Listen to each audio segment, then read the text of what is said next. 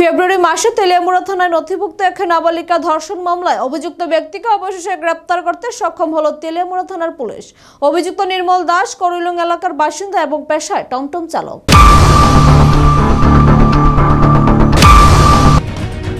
তেলিয়ামুড়ার নাবালিকা ধর্ষণ মামলায় অভিযুক্ত গ্রেপ্তার। ঘটনার বিবরণ দিতে গিয়ে থানার অফিসার ইনচার্জ রাজীব দেবনাথ জানান, অভিযোগ অনুযায়ী অভিযুক্ত এক নাবালিকাকে নিয়ে পালিয়ে গিয়েছিল এবং তার সঙ্গে শারীরিক সম্পর্ক স্থাপন করে বলে অভিযোগ।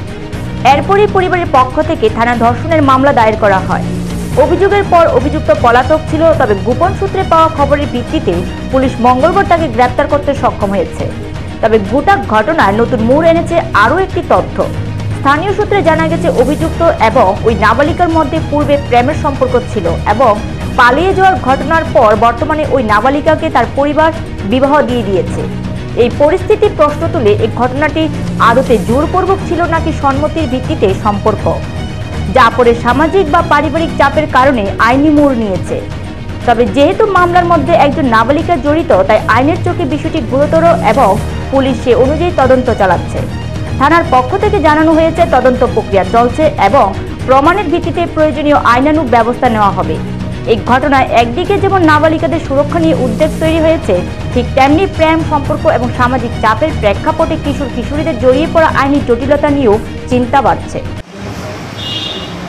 গত 4 ফেব্রুয়ারি তেলিয়ামুড়া থানাতে একটি মামলা হয়, যার নাম্বার 2025 TLM 008 এবং সেকশন ছিল 137(2) অফ BNS 2020 8 অফ পক্সো। তো দীর্ঘদিন ধরেই আসামি পলাতক ছিল। আজকে সকালে আমরা বিশ্বস্ত সূত্রে জানতে পারি সে তেলিয়ামুড়ার দিকে আসছে। তো আমরা যথারীতি উৎপেতে ওকে আমরা গ্রেপ্তার করি। ওর নাম হচ্ছে নির্মল দাস, বয়স 38 বছর, পিতা লেক মনীন্দ্র দাস, করিলং বনিয়ারবিল, এবং আজকে আমরা তাকে কোর্টে সোপর্দ করি।